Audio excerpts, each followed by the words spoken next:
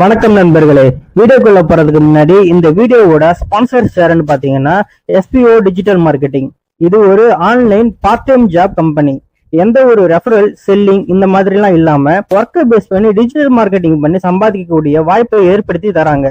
இதுல உங்களுக்கு இன்ட்ரெஸ்ட் இருந்தா ஸ்கிரீன்ல தெரிகிற இந்த 9994104160 என்ற வாட்ஸ்அப் நம்பருக்கு உங்களுடைய நேம் அண்ட் குவாலிஃபிகேஷனை சென்ட் பண்ணு. ஸ்கிப் பண்ணாதீங்க. பெரிய தப்பு. தினம் 300 ரூபாய் சம்பாதிக்க அரிய வாய்ப்பு. இன்ஸ்டாகிராம், ஃபேஸ்புக் பயன்படுத்த தெரிந்தால் போதும் content post and content publishing மூலமா தினம் 300 ரூபாய் சம்பாதிக்கலாம். இந்த வேலை செய்ய 5 நிமிடம் போதும். Work training support, group communication support, all language customer live chat support, முக்கியமா சொந்தமா ஒரு பிசினஸ் ஸ்டார்ட் பண்ற அளவுக்கு உங்களால கற்றுக்கொள்ளவும் முடியும், சம்பாதிக்கவும் முடியும். இந்த வேலை வாய்ப்பு வழங்குவது 5 வருடத்திற்கு மேல ரன் ஆகிட்டு இருக்க நம்ம தமிழ்நாட்டு company school of business organisation private limited. மேலும் விவரங்களுக்கு டிஸ்கிரிப்ஷன்ல கொடுத்திருக்க நம்பருக்கு வாட்ஸ்அப் பண்ணுங்க.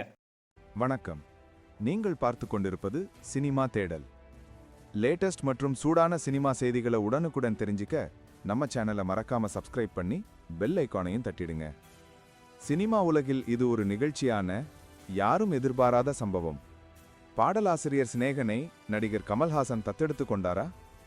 அவருடைய அப்பாவிடம் சொல்லாமலேயே நான் சிநேகனை தத்தெடுத்து கொண்டேன் என்று சொன்ன கமல்ஹாசன் 2 நாட்களுக்கு முன் நடந்த இந்த நிகழ்வின் முழு பின்னணி என்ன? இந்த வீடியோல பார்ப்போம். கடந்த அக்டோபர் 26ஆம் தேதி பாடலாசிரியர் சிநேகனின் தந்தை சிவசங்கு அவர்கள் 102வது வயதில் காலமானார். இந்நிலையில் நேற்று சிநேகன் தொடங்கிய ஒரு புது முயற்சி பெரும் கவனத்தை பெற்றது. தஞ்சாவூர் மாவட்டம் செங்கிரிப்பட்டியை அடுத்த புதுக்கரியப்பட்டியில் சிநேகனின் முயற்சியால் நம்மவர் நூலகம், படிப்பகம், கலைக்கூடம் கட்டுவதற்கான அடிக்கல் நாட்டும் விழாவும் அவரது தந்தையாரின் உருவப்பட திறப்பு விழாவும் நடைபெற்றது. இந்த நிகழ்ச்சியில் நடிகரும் மக்கள் நீதி மய்யம் தலைவரும் மாநிலங்களவை உறுப்பினருமான கமல்ஹாசன் அவர்கள் கலந்து கொண்டு சிறப்பித்தார்.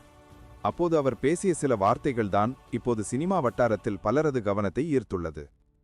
கமல்ஹாசன் பேசத் தொடங்கிய போது சிநேகன் பற்றியும் அவருடைய மறைந்த தந்தை சிவசங்கு பற்றியும் நிகழ்ச்சியுடன் குறிப்பிட்டார்.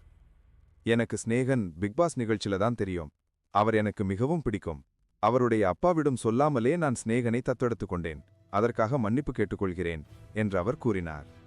இந்த வார்த்தைகள் ஒலித்த தருணத்தில் அருகில் நின்றிருந்த சிநேகனும் அவரது மனைவி கன்னிகா ரவியும் உணர்ச்சி வசப்பட்டு கைகளை கூப்பி கண்ணீரோடு நின்றனர்.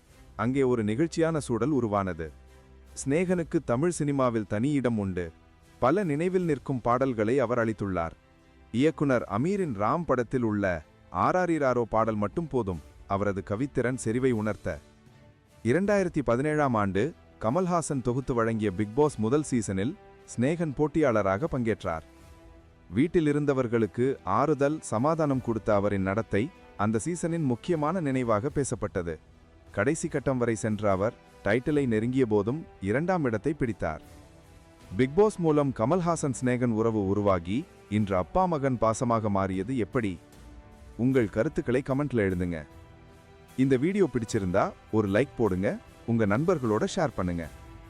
மறக்காம நம்ம சினிமா தேடல் சேனலுக்கு சப்ஸ்கிரைப் பண்ணுங்க. அடுத்த வீடியோவில் சந்திப்போம். நன்றி.